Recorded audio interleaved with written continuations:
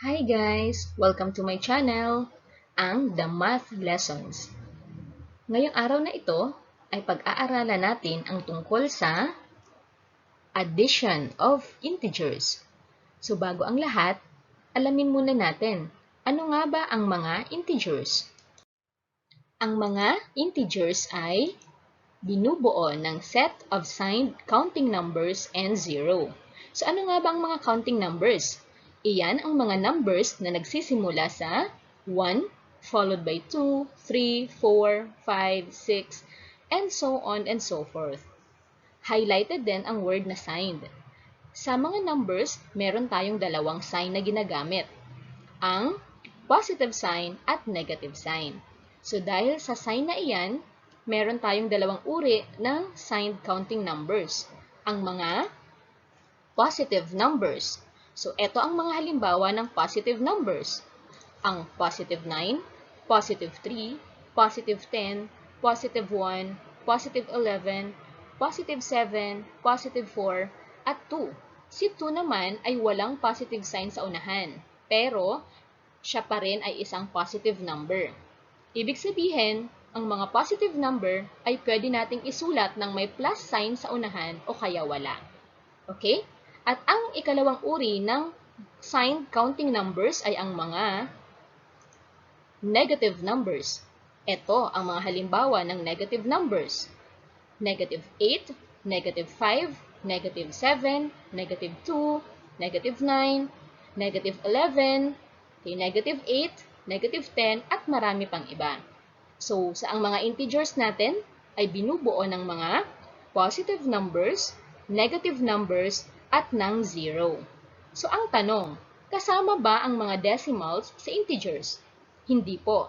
Ang mga decimals at ang mga fractions ay hindi po kasama sa integers.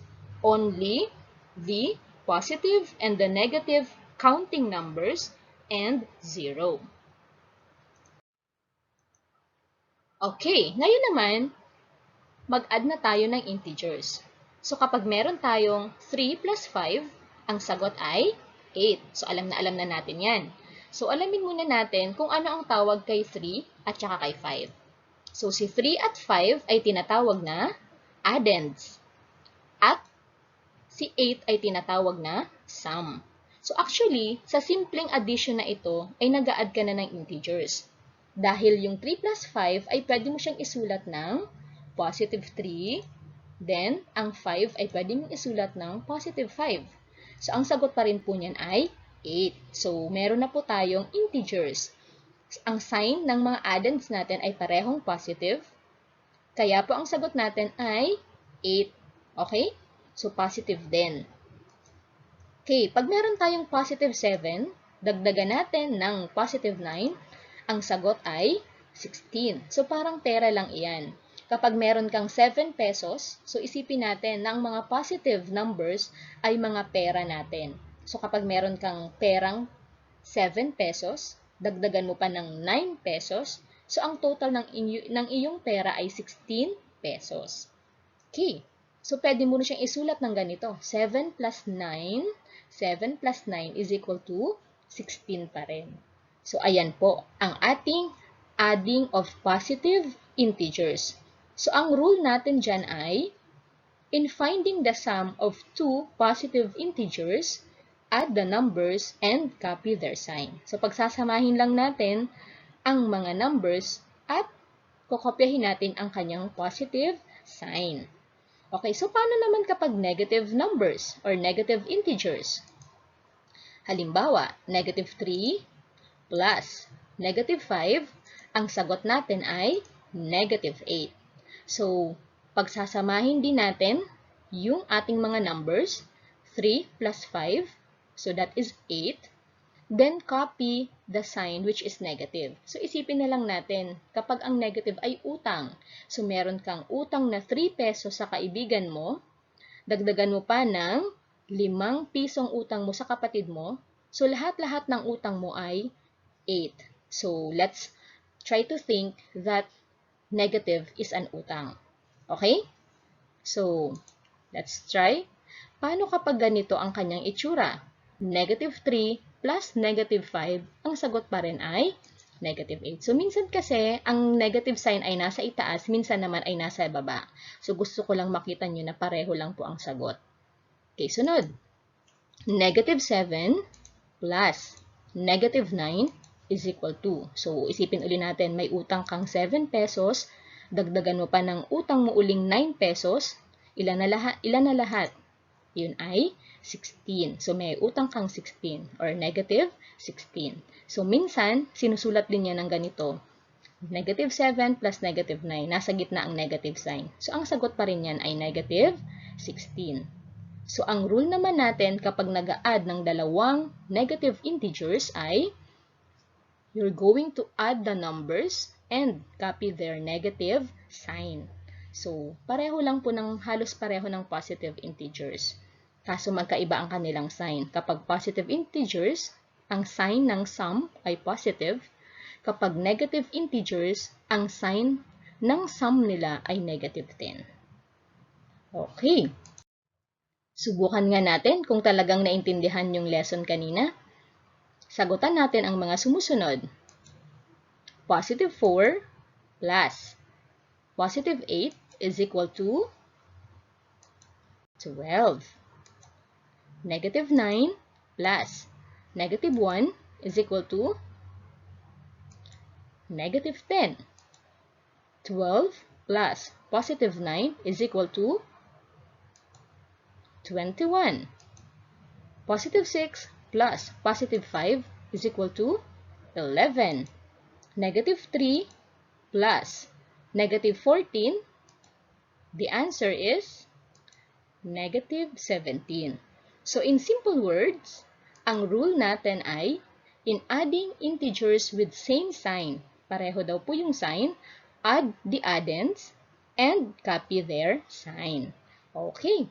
So, madali lang, di ba? Okay, pumunta naman tayo sa susunod. Paano kapag ganito ang kailangan natin i-add? Positive 3 plus negative 5, the answer will be negative 2. So, paano naman nakuha yung negative 2? So, kung mapapansin nyo, meron daw tayong tatlong positive, or that is positive 3, at meron tayong 5 negative. So, magkaiba sila ng sign. Ang gagawin natin ay isusubtract natin yung mga numbers. So, 5 minus 3, ang sagot ay 2. Dahil mas marami ang ating negative, so meron tayong negative 5, sa kanya po ang sign na kukopyahin natin. So, ang sagot natin ay negative 2. Okay? So, yan po ang ating rule kapag nag-a-add ng integers na magkaiba ang sign. Okay. So, minsan, isinusulat din yan ng ganito ang itsura. Wala pong positive sa unahan. So, 3 lang. 3 plus negative 5, still, ang sagot ay negative 2. Okay. Sunod. Okay. Paano kapag ganito ang kanyang itsura? Negative 5 plus positive 3, ang sagot ay negative 2 pa rin. So, kung mapapansin nyo, yung nasa left side at saka nasa right side ay magkaparehong numbers lang ang inad. Pero, pinagpalit ko sila ng ayos. Yung positive 3 ay napunta sa dulo at yung negative 5 ay napunta sa unahan. So, kapag ganun po ang nangyari, ang sagot ay pareho pa rin. Nasa rule po siya ng addition. It's what you call the commutative property of addition. Ibig sabihin, kahit pagpalitin mo ang ayos ng mga addends, hindi pa rin nababago ang sagot. Okay? Same rule pa rin ang ating gagamitin. Halimbawa, dahil ito ay negative 5, ito naman po ay positive 3, we're going to subtract dahil magkaiba ang kanilang sign. So, 5 minus 3 is 2. Dahil mas marami ang negative 5, ang sign ng ating sagot ay negative. Okay? So, minsan, ganito rin ang kanyang itsura. Nasa gitna ang negative. So, negative 5 plus 3, ang sagot pa rin ay negative 2. Okay, sunod. Negative 3 plus positive 5 is equal to, ang sagot ay 2. So, kung mapapansin nyo, ang negative natin ay 3 at ang positive natin ay 5. So, magkaiba uli sila ng sign. We're going to subtract. So, 5 minus 3, the answer is 2. Dahil mas marami ang ating positive, ang sign ng sagot natin ay positive. Okay, so minsan isinusulat din yan ng ganito. Positive 5 plus negative 3 is equal to, still, ang sagot natin ay 2. So, still commutative property of addition. Pinagpalit lang po yung ayos ng addends at ang sagot niya ay pareho pa rin. Okay? Ito naman ay ang iba pang itsura ng negative 3 plus positive 5. So, negative 3 plus 5, ang sagot pa rin ay 2. Ito naman, ang itsura, iba pang itsura ng positive 5. So, 5 plus negative 3, still, ang sagot po ay 2. So, gusto ko lang pong emphasize na may positive man sa unahan or wala ang positive number, ganun pa rin po ang kanyang sagot. Okay, so, ang ating rule ay, in adding integers with different sign, subtract the addends, and copy the sign of the addend with greater value. So, ayan po ang ating sinusundan rule. Okay, so kung naintindihan mo yung lesson natin ngayon, try natin sagutan. Eto. Okay, so positive 7 plus negative 2 is equal to 5. 12 plus negative 8 is equal to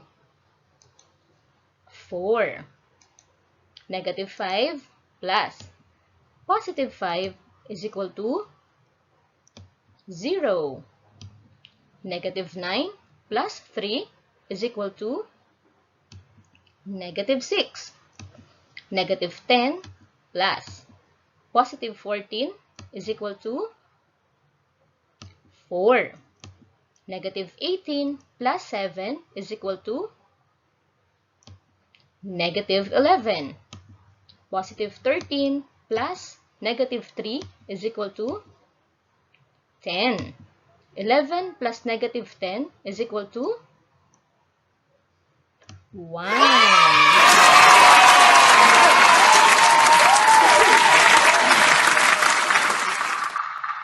Okay.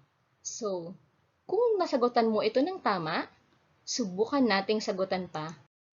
Subukan naman natin itong mga susunod na activities. Positive 7 plus 2 is equal to 9. 8 plus negative 6 is equal to 2. Negative 14 plus positive 8 is equal to negative 6. Negative 9 plus 17 is equal to 8. Negative 10 plus positive 14 is equal to 4.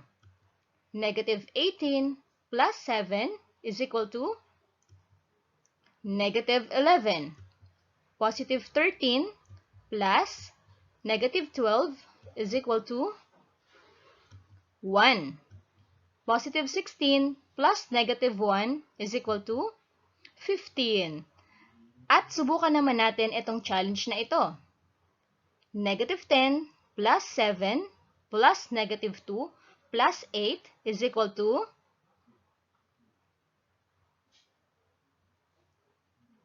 ang tamang sagot ay 3. So, paano nga ba naging 3 ang ating sagot? I-add muna natin yung negative 10 at saka 7. So, we're going to have 10 minus 7 dahil magkaiba ang kanilang sign. So, we're going to subtract. The answer is 3. At dahil greater ang value ni negative 10, ang sign natin ay negative. Sunod, i-add naman natin ang negative 2 at 8. So, ang magiging sagot natin ay positive 6. Dahil magkaiba ang sign ni 8 at saka negative 2, we're going to subtract them. Ang sagot ay 6. Dahil greater ang value ni 8, ang sign ng sagot natin ay positive. Pagkatapos niyan, i-add natin ang ating dalawang initial na sagot. Negative 3 plus 6 will be positive 3. Dahil magkaiba ang kanilang sign, we're going to subtract. So, 6 minus 3 is 3. Dahil greater ang value ni positive 6, Ang sign ng ating sagot ay positive. Kaya ang sagot ay positive